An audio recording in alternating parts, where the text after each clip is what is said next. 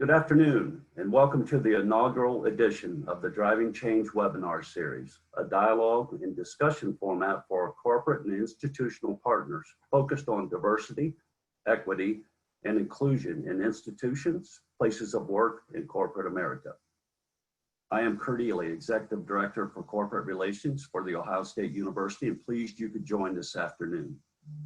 Questions in today's webinar will be accepted using the Q&A function during the course of the webinar, and requests for follow-up can also be posted in the same manner.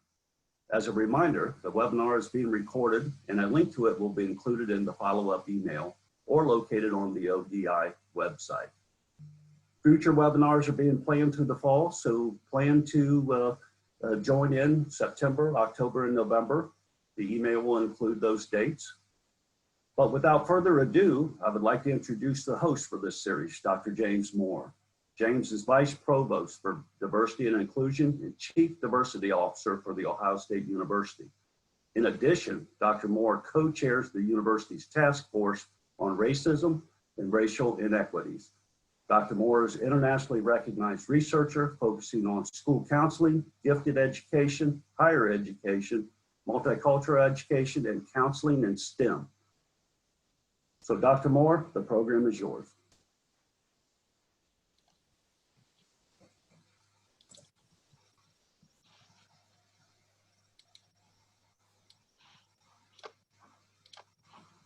Thank you, Kurt, for that introduction. It's a pleasure to be here today, to be able to moderate a very important panel. I'm excited to be here today to kick off our new webinar series. This new series arrives at a time where we celebrate our 50th anniversary in the Office of Diversity and Inclusion. For a half a century, we have been a fierce advocate for historically underrepresented students, faculty, and staff. Long before it became fashionable, we had a deep and abiding belief that inclusion had merit and diversity brought us strength. As one of the oldest, largest, and most comprehensive of its kind in the country, ODI is a well-established leader in our higher education equity work across the United States. Someday, I truly hope that the ideals of diversity and inclusion are so well ingrained into the fabric of the university that I find myself out of a job. Now, I'm not so sure that my wife agrees with that, but I do mean that with all my heart. When we think about the work we do at ODI, I really see it as connecting the aspirations of our students with the opportunities we can offer. And that's really where our corporate partners can help the most. We are proud of our partnership with JP Chase that began when they made the largest corporate donation in the history of ODI in 2019. And while the dollars they gave us are very important and they allow us to do amazing things for our students, they also offer opportunities for internship, financial literacy seminars, and other ways we can work together to help students reach their full potential. Corporations are waking up to the fact that diversity and inclusion isn't just about having a workforce that reflects their customer base. It's also about the fact that we can make better decisions when everyone has a seat at the table. Now, as we kick off this discussion, I hope we'll get a chance to address the lessons learned in diversity and inclusion, but also about how higher education and corporations can build more equitable organizations. I hope we have a timely and thoughtful discussion about higher education and how higher education and companies can leverage their brands and resources to advance equity and inclusion for all. I'm joined today by two wonderful panelists, Dr. Tom Gregoire, Dean of the College of Social Work, and Jeff Little, Executive Director for University Relations and Workforce for JP Chase. Now, I am so glad that you all are here. Tom, Jeff, tell us a little bit, why is diversity and inclusion very important? Tom, we'll start with you. Why is diversity very important at The Ohio State University? Thank you, James. I appreciate the invitation and the opportunity to spend a little time with both you and Jeff and with our guests today. Let me tell you a little bit about how we think about that in social work, but that as we go through, we'll talk also about, you've already hinted at it, James, it's more than just some, the flavor of the day. There are considerable benefits to doing it. I'm the dean, as you mentioned, at the College of Social Work, and my profession actually exists because society doesn't work and is in some cases harmful to a vast segment of our society. Although we do our work in many contexts, increasingly our students are showing up in corporations that value system thinkers and skillful change agents. I recognize too, and I think you're all here today because we know we're in this important moment. Social change is not actually linear. You can look over the history of society, and we have these moments of incremental change, and then kind of everything breaks loose as we're perhaps on the cusp of now. We talk in about an 18-month period from 1963 to 1965, for example, in society. And I'm not going to do a long history lesson, but we had Medicare, Medicaid, food stamps, the Voting Rights Act, Head Start, the Civil Rights Act. So we have these moments in time when our collective consciousness wakes up to things. And I'm happy to spend some of this moment with you today. One of the challenges in our society is a widely held view, although rather subconscious for many, that individuals are ultimately or really only responsible for their outcomes in their life. And while there's no doubt that personal responsibility is critical, my profession reflects a belief supported by ample evidence that your trajectory through society is heavily influenced by structures and systems that make your journey harder or easier. And these are typically or too often impact different groups. It's really heartbreaking that I can accurately predict the quality of your public education, your access to healthcare, your access to higher ed, your experience with the justice system, if you have one, your job, your salary, and your lifespan if you tell me your zip code and your race. And that should be a problem for all of us. So we've all joined here today because I imagine we're all wrestling with these issues of race and inclusion. And as we try to endeavor to respond to this important moment we're in. Certainly that's the case at the university, which James has indicated. James and I co-chair a task force created by first by Dr. Drake and now by Dr. Johnson to explore it in great depth, to really unpack the impact of racism and inequity. Many of these practices are baked into our DNA and are potentially harmful, and we can't see them anymore. So our work on campus and yours could include conversations about policies and practice that we've just taken for granted. It takes, as James and I remind us, and as I know you're experiencing, it takes a little bit of courage. And we hope we have friends when we're done. But how we've learned in social work, and we've learned in other areas, how we search for faculty and staff, how the experiences of groups, different groups contribute to retention and performance. These things that we just kind of took for granted, when we step back and really unpack them, we realize they impact people differentially. So that's the work we're launching into. I know that's the work you're thinking about in corporations. And I look forward to just thinking about that with you a little bit. And before I run up and use up all the oxygen in the room, let me turn it over to Jeff, please. Yes. Thank you, Dean. And thank you, Dr. Moore, for this great opportunity. I am very proud of the partnership that we have with the Office of Diversity and Inclusion at The Ohio State University and your 50-year history there. And speaking of that, I was thinking about the parallels of our two organizations that have led to this decades-long partnership, starting with the fact that in 1868, we hung our first shingle to serve customers in Columbus at Long and High Street downtown. And just about 18 months later, a couple miles up High Street north, The Ohio State University also began planning for serving its first cohorts of students. So our histories are very, very parallel in terms of our time in Columbus and our time making impact here. I'm aware of more than 50 years of partnership between our organization and the university, from a philanthropic standpoint, from a volunteer standpoint, from going into the community and solving problems together. My own history here is about half of that, about 25 years.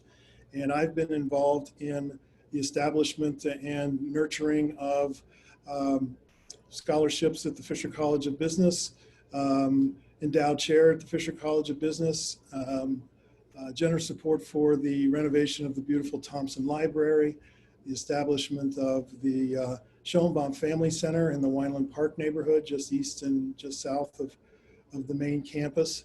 And certainly what we're doing with the Office of Diversity and Inclusion, your two flagship scholarships, the Young Scholars and the Moral Scholars, as well as some of the wraparound services that you offer to all students who celebrate diversity, regardless of the color of their skin or their racial background.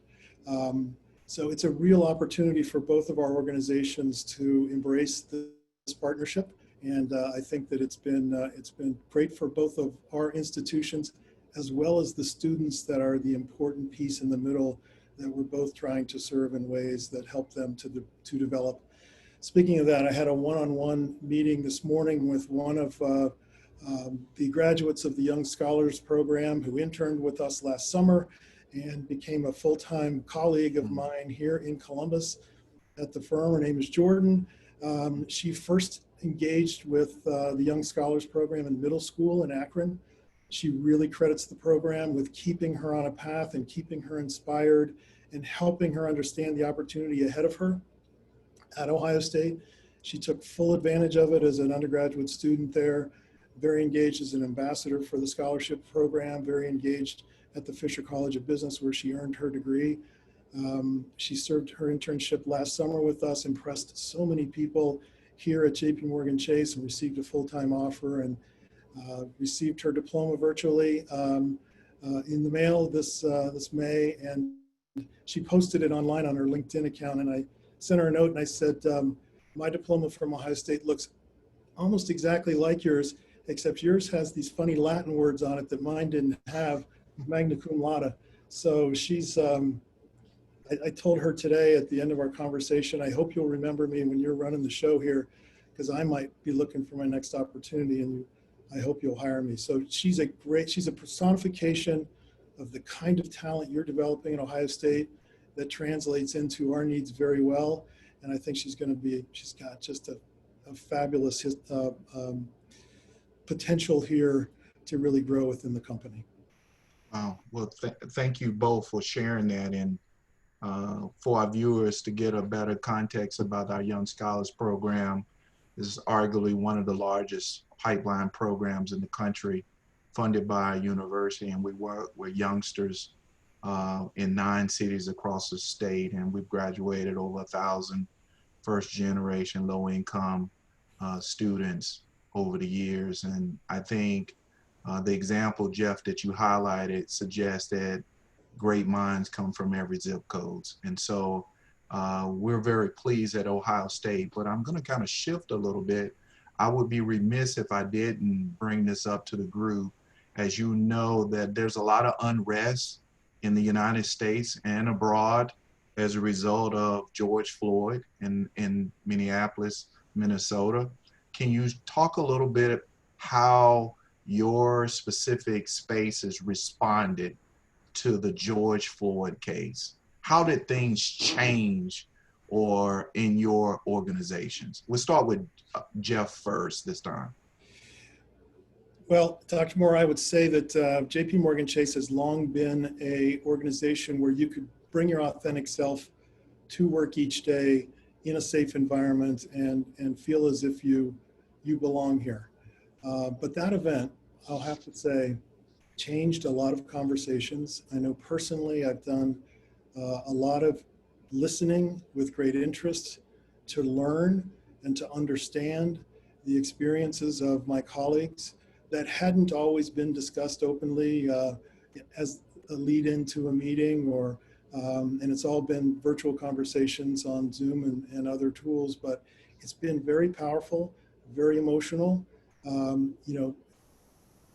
Very senior people have sort of peeled back the layers of, I'm in charge and I'm not going to show any weakness here. And I've told some very powerful stories here. So I think that it has really inspired us collectively as a call to action to not just talk about how we address these issues in our communities, but take swift action. And we've done that as a corporation here in Columbus, listening to organizations like the Columbus Urban League and the YWCA and the YMCA that have actively started addressing these issues, lifting the conversation in the community that we want to be part of, and putting programs in place that directly address the emotion and the anger and the frustration that so many of our neighbors are feeling. So I think that the bottom line that I'm quite proud of is in addition to opening up and listening and telling our own stories, we're also, we jumped into action and are making investments and being personally involved in this work in the community. Thank you. Tom? Jeff, I want to thank you on behalf of many people for that.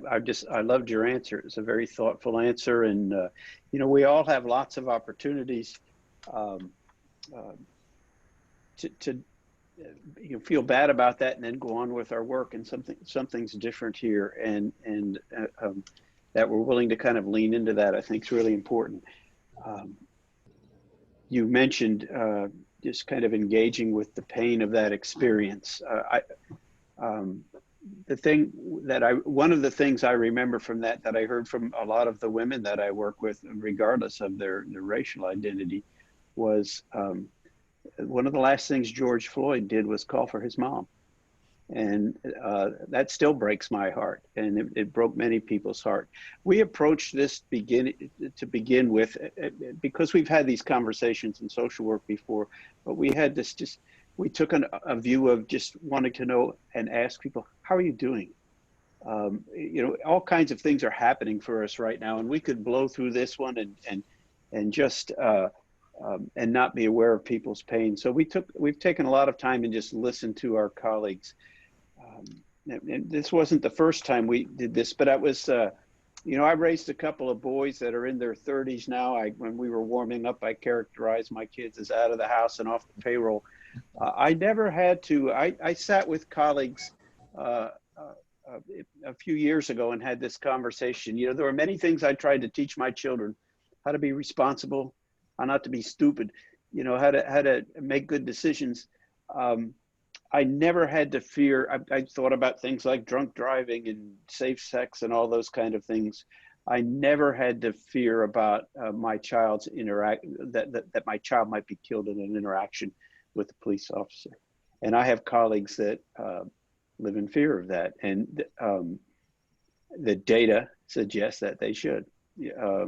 I have colleagues that have been followed through their neighborhood, apparently for driving while black, and I never had to think about that. So part of how we're working with that is I feel an obligation as a white man to really reflect deeply, as you've described as well, Jeff, on the experience of my colleagues, to just listen and let them tell me that. The other thing we're doing as an academic institution is we're letting our students lead. We've asked our students, I have many students of color, but because of James's office, because of programs that you fund, Jeff, we have a lot of our undergrads, almost 40% are first generation students, which feels like the most profound thing, other than having my own children, leading an institution where 40% of the undergrads are first generation feels like the most profound thing I will ever do. And many of my students are students of color. So we are listening to them. We're asking them how they're doing. We're asking them what they should do. Our students have held a couple of forums that they led for faculty and staff to talk about what action could look like going forward. So we're trying to take the view that we're in this for the long haul. We want to listen to how people are, and we want to get feedback from people about what do I not see just by virtue of the opportunities that I have that you haven't, that could make me a better leader. I appreciate that. And I want to encourage the audience to please use the Q&A mechanism, because we'll be taking some of those questions from the audience. We already have some questions in advance.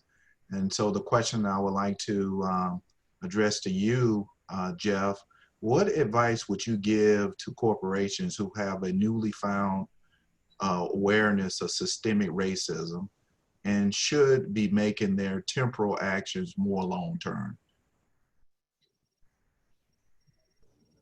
It's a great question. And, you know, we don't know all the answers. I think you set this up beautifully in your introductory remarks about the importance of certainly having programs in place. We've had success here, for example, with hiring veterans who are coming out of the armed forces into the corporate work life and helping to develop them inside the firm. Similarly, with women, we've had some great success with programs there.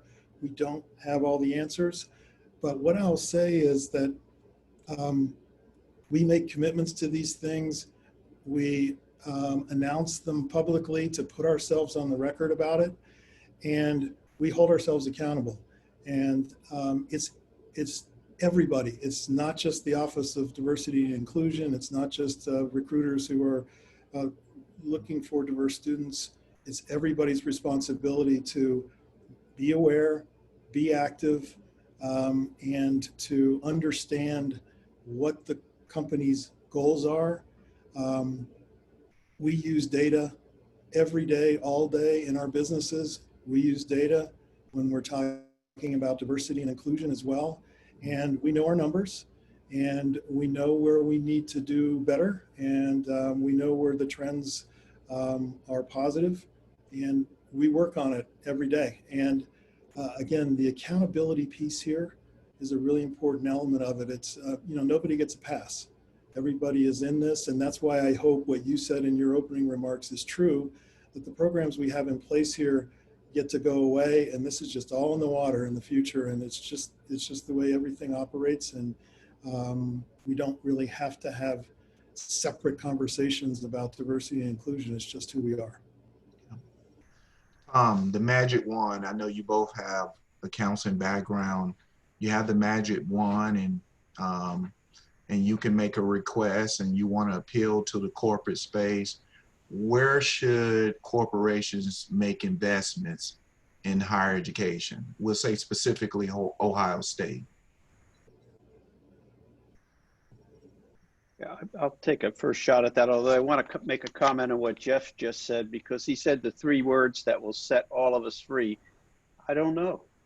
That's a really good answer for a lot of this stuff now. You know, when we don't know actually anything's possible, where we kind of have gotten in our own way is this need as leaders and as academics to always have an answer. I don't know can make anything possible. So sometimes our answer to the people that work with us is, I'm not sure what to do here, but I'd like to figure it out with you. In terms of investments in higher education, I think some of the programmings that Jeff and his colleagues are supporting are really important, and they need to reach further down into even K through 12. The disadvantages that students might come with didn't start when they got here. I just a quick stat for you, since we're mentioning data. Nationally, in K through 12. If you have a school that's designated as low income, that's principally made up of white students, the average support per student is about $300 less than the average. If that same low income school is made up of principally students of color, that difference is $1,100, just by virtue of the color of the students. And so investments in supporting students, identifying top students early on. We know, James, because we've talked about it before, there are plenty of brilliant students in the city of Columbus, students of color, that don't even think of us as an option. So I think those kind of investments are going to be important. One of the things we're looking at here in social work is not stopping the investment when the student leaves. We tend to think of a scholarship as we meet you, you're already doing good work on this, and corporations are. We're thinking about scholarships to students at Ohio State. Might start 2 or 3 or 5 years before you get here. Let's support you, let's develop you, let's show you what's actually possible. But why do they have to stop when you leave? Just in social work, for example, if you come in here as a low-income student, you're leaving as one. Well, and frankly, in any field, right? Until you start making your own money. The cost of entry into a license is a few $100s. We maintain down 3 floors below me a career closet for students that don't have the clothing that they need. So what if we supported people to launch their careers as well too? Once they get out the door, you know, if they find themselves into the corporate world, that's fine. But many of my students and teachers have to make decisions about, all right, I can go work in a high income neighborhood. I can go work in a high income program and make a lot of money, or I could go into a really difficult neighborhood with low resources. And for social workers, take a $10,000 to $15,000 pay cut to start. What if we invested in those students? What if we had scholarships for students that said, for the next 2 years, I'm gonna cover $10,000 a year salary, so you don't have to pay a pay cut to make your biggest difference. And so that's something I'm actually raising money for here right now.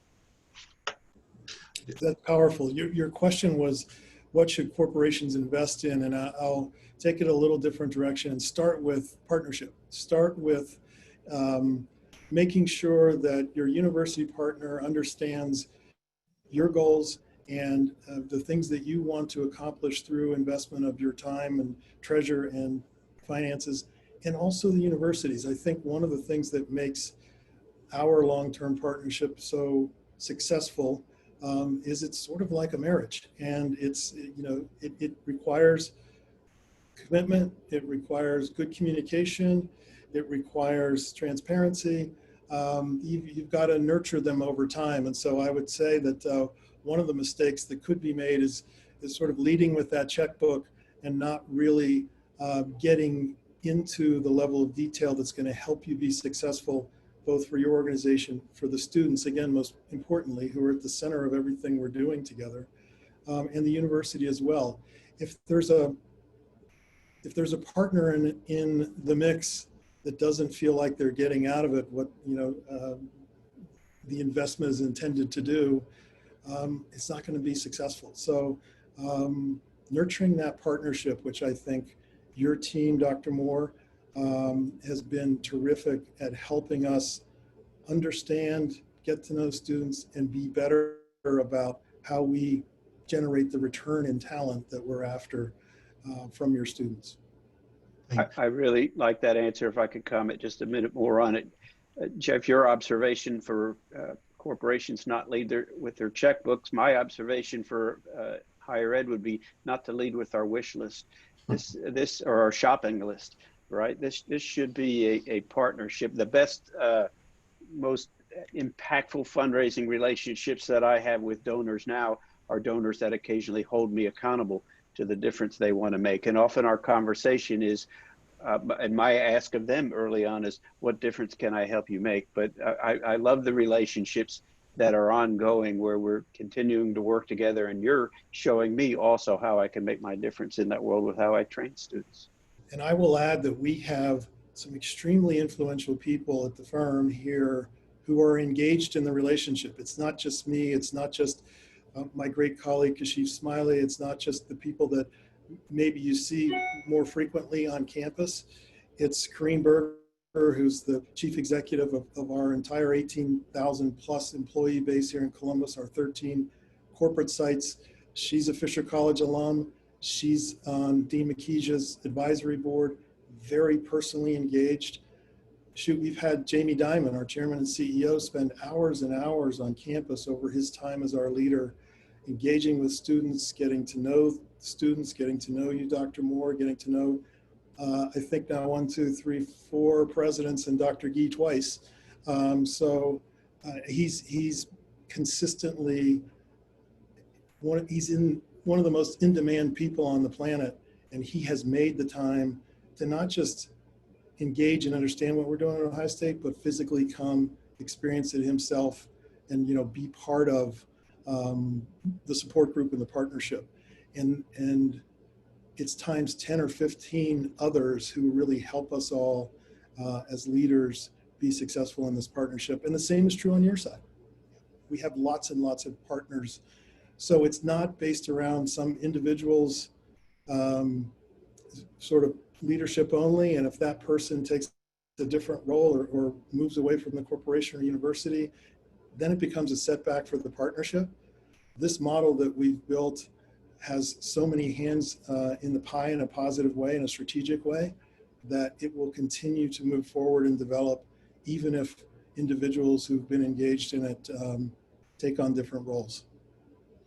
Well, Jeff, one of the things that is natural when an entity making an investment in your work, you spend a lot of time learning more about the organization, things that you didn't know before.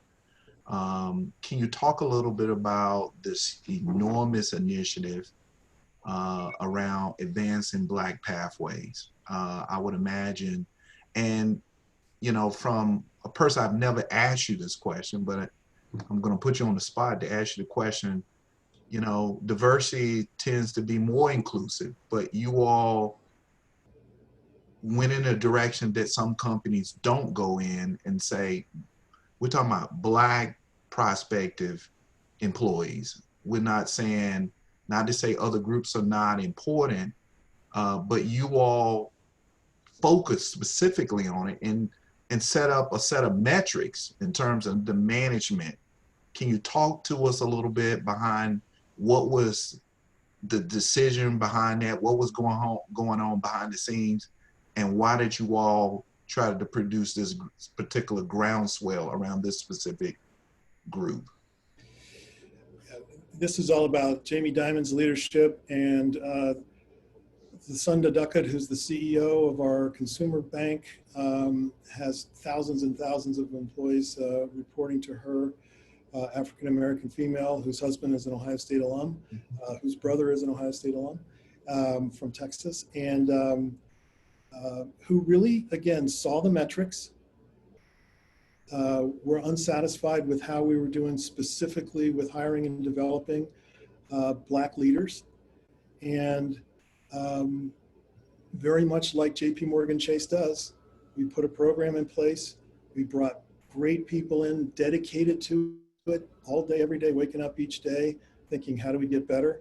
Build a strategy around it. As you said, put very public metrics out there about our expectations of what this is going to deliver for our communities and the firm in the form of 4,000 Black hires over 5 years, starting in 2019. And it's really all about developing and hiring more Black talent. It's about investing more in Black businesses and in Black households in the communities that we serve, and improving the financial health of Black communities as well. So it's not just about us internally, it's about the communities we serve broadly as well. And Sekou, who runs the program for JP Morgan Chase, was on campus last fall with now retired President Drake, and had a session with students. The first student who asked a question was an intern for us this summer at the session. So I do think it is something that is somewhat unique. I hope that it gets replicated. I know Jamie Dimon hopes that it gets replicated. It's a powerful, specific tool for us to, again, as an entire firm, to take action upon. It's not just the group dedicated to it all day, every day.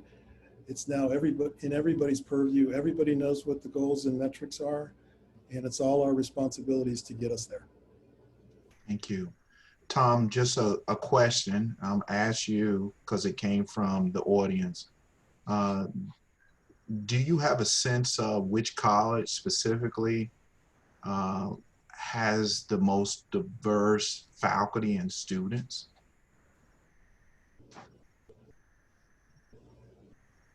Yeah, I don't think I could give you a survey of the entire university. I know social work is very diverse, education, human ecology is very diverse. what I also know among my other dean colleagues is there's a strong commitment to becoming more diverse. And that question's nicely linked because it's often true that the more diverse the faculty and the staff, the more the diverse the students. I mentioned earlier this view that there are many students in Columbus who could thrive here that don't see us as an opportunity, and partially that's, you get on our website and nobody looks like you. So that has to be an important part of that. I would say also that when we've had success on our campus at diversifying, it's a lot like I think you would have in your organizations. We've taken this view here in social work for sure, starting about 5 or 6 years ago. We always valued diversity. Everybody, I think all of you came here today because you value diversity, and what we heard from Jeff at JP Morgan Chase, and what we've done here too, is this recognition that it's not sufficient just enough to value it. In fact, my mantra for quite a while was trying harder is not a plan. I don't want to hear how we tried harder. We'll do a better job next time. It's how else could we do this search? We explored on our university, and many of us have benefited from it. There's a lot of evidence. There's a lot of research evidence about how to increase diversity in your organization, how to increase diversity in your faculty. So we adopted these new tools. We moved past trying harder or even spending any time explaining to us why we didn't succeed that time. Okay, that failed. What should we try next? What should we do different? So I don't think I answered the question exactly where we are more or less diverse, but I do believe there's a campus-wide commitment to becoming that way because we see the benefit of it. And we'll make every attempt to, I just want the audience to know, we'll make every attempt to respond to every question if we're not able to respond. But what I will share, when we think about the College of Arts and Sciences, typically it is the largest college on our campus. It's mammoth. It's a mammoth of a college, and many of our students disproportionately tend to be majors in the College of Arts and Sciences. When I look at our two flagship scholarship programs that were mentioned earlier, the Moral Scholarship Program, as well as the Young Scholars Program, there's probably over 1,000 students in that program. When we look at the Moral Scholarship Program, I want to, if I can, is take the liberty to kind of share a little information with the audience. The 4-year, the 5-year, and the 6-year graduation rates higher than the university average.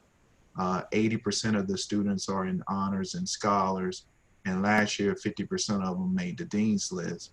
We receive about 4,000 to 7,000 applications annually, and we award about 450 to 500 students every year. The students literally look like everybody on this webinar. They're from first generation to sixth generation. They're Black, they're Latinx, they're white, they're multiracial, they're atheists, they're Muslim, they're Christian, they're Jewish. Literally, our office does not reflect what people typically think, that all the students look just like me. They really reflect the world in many ways. And so in the Moral Scholarship, when you think about the colleges, arts and sciences is number one, and engineering. And I know sometimes people think that our students are not in STEM, but not in critical mass, but many of these students go on into the STEM field. And the third college is the College of Fisher College of Business. And the fourth college, it typically is the College of Education and Human Ecology. Those are the perennial colleges that these students matriculate. When they come here, they matriculate in those colleges. But I will say, particularly among our first generation and low-income students, oftentimes they're foreclosed on potential opportunities and majors because they have never been exposed to them. As an institution, I would say we could do a better job exposing students to the various different opportunities available to them. On our campus, you probably got 3 or 4 different ways you can get an economics degree. You can look in the College of Arts and Sciences. You can go to Fisher College of Business. You can go to Food, Agriculture, Environmental Sciences and Ag Econ, and you can get a consumer science degree in the College of Education and Human Ecology. So it's important that our students know about the various pathways. One of the other things I want to ask you all, what are the challenges in your organizations from advancing diversity, equity, and inclusion? What are the challenges, the perennial challenges that you constantly confronted with diversifying your spaces? Start with you, Jeff. Ensuring that we have a very healthy pipeline of candidates who are in a position, who've gone through some of our development programs internally and are ready for their next opportunity. So it's incumbent upon us, and we have programs in place for our diverse employees at every level here in Columbus that engage in mentoring programs and networking programs and ways of getting a bigger picture. And again, seeing themselves, what Dean Gregoire said about students in Columbus maybe not seeing themselves at Ohio State. We have the same challenge here, where some of your students, Dr. Moore, would never think of us as a potential employer for them simply because they don't have a frame of reference, or they have a picture in their mind of what a job here is like and it's not of interest to them. And so the other challenge is to educate. Kashif Smiley, who I mentioned before, who spends a lot of time on campus and is responsible for our diverse university hiring work, is really good at helping students see that everybody doesn't look like Jeff Little, that it's a very diverse place. Once we get them here as interns, or we get them here as apprentices, they can see others who look like them and see themselves here more readily, but we've got to get them here first. So we've never had a challenge at Ohio State of getting applicants for internships. We love the numbers. We haven't had the number of diverse applicants that we really are seeking. And so our challenge is to help those students see themselves here as a colleague of ours at JP Morgan Chase. I would think that's a critical point. I wanted to make a point generally about diversity and the 2 points related to the challenges. There's ample research that suggests that diversity has all kinds of benefits, of course, in higher ed, but also in the corporate world. And I mean benefits that show up on the bottom line. But recently, but that doesn't always happen. I mean, sometimes you can have a very diverse organization. It doesn't. So that's raised important questions. Recent research suggests that diversity's significant impact happens when, the benefit of having become more diverse in how you look only occurs when the general view in the culture that it would be beneficial, which sort of makes sense in a way. But so you could have somebody in HR or somebody at the top saying, we're going to become way more diverse. But if you don't address your culture, if you don't address in your organization the value of that and what it can add, then you're not going to get the payoff. And the other thing that we all have to be cautious. This comes up in higher ed all the time, as you know, James. But also I think it would in the corporate world as too, is if when you bring diverse people into the organization, you sort of pigeonhole them, or an example for, if I have a faculty member of color, if she suddenly becomes the sole expert on that and the resource to everybody on that, and our view of her is, oh, you're diverse, do your diverse thing now, you're totally missing the benefit that person could also add if you put them in that kind of a box. And I don't mean that kind of really crude view of, oh, you're here because you're diverse, or you're an affirmative action hire. I'm not talking about that at all. That's just wrong. I'm talking more about the kind of implicit or subtle ways we might view that your purpose here is just about diversity. Well, we've lost a lot of the benefits you're going to add. I have a question from the audience, and it's very specific to you, and it's around public service, and the particular individual highlighted the City of Columbus Fire Department, how there are many benefits in terms of 100% tuition reimbursement. What might be some ways in which we could convince some of your students to consider a career in being a fire person? I love that question because I've been there, done that. Actually, the Columbus Fire came to us a couple of years ago and talked about how we might do additional work together. You know, people call 911 sometimes because they don't have enough food, or they're not in a safe neighborhood, or they have mental health resources. So we have experimented with an internship program where we, and we're doing this through a mental health center now, where we place social work interns with fire. In Upper Arlington, a lot of the people that call for 911 services are most often older adults whose problems might be solved with some case management or greater resources. So there was a program there for quite some time to have a social worker who could follow a call. So we do some of those things already. You know, we're hearing a lot of conversation about what's the role of police. We know that many of the things that we ask police to do, they're not trained to do, and it's not safe to them or sometimes the person they're coming upon. So there are efforts to reflect on what could be the role of the social worker in law enforcement. And since you brought up public service, I'll just throw this in. We think social workers have a lot of place in the perhaps in the political process, and so we take social workers to DC to meet with. There's a DC fly-in. We didn't get the COVID took away from us this time, but we train people about how to get in public office, how to work in campaigns, and how to run for office. But I love that idea. We could do so much more with fire, because many, as we said, why do people call 911? Addiction, abuse and neglect. I mean, things that social workers are trained to work with. Why should, Tom, will come right back to you. We're getting down to the tail end, and I encourage our audience to continue to submit questions. Tom, why should corporations reach out to Ohio State for being a partner in this work? I think a principal reason is we're huge. And when I first got here, Gordon Geese said, and he might be right, if we don't teach it here, it's not taught. And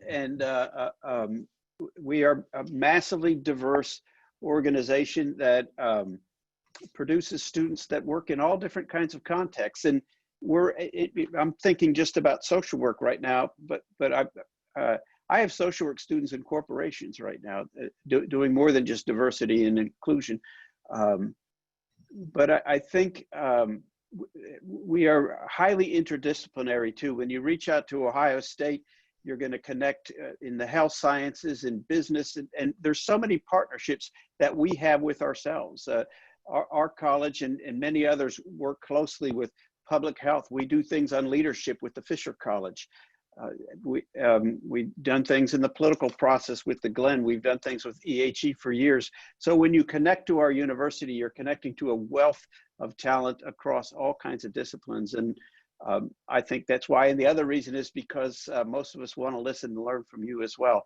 As I said earlier, the whole question for me when I'm speaking to somebody who might want to invest in our students is, what would you like to accomplish and how could we do it together? Jeff, just curious, I know we're getting down to the tail end. Can you tell, for over 50 years, your company has been engaged, as you indicated, in partnering with Ohio State. What is it so unique? What is it about Ohio State that you want to maintain this 50 years? Now, you can't respond because I'm alum, so we have to take that off the table.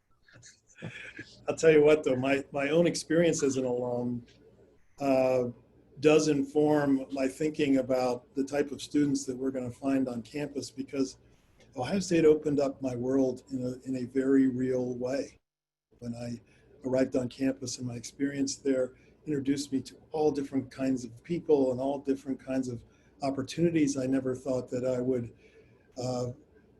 be interested in, let alone pursue. And it's a wonderful environment for discovery.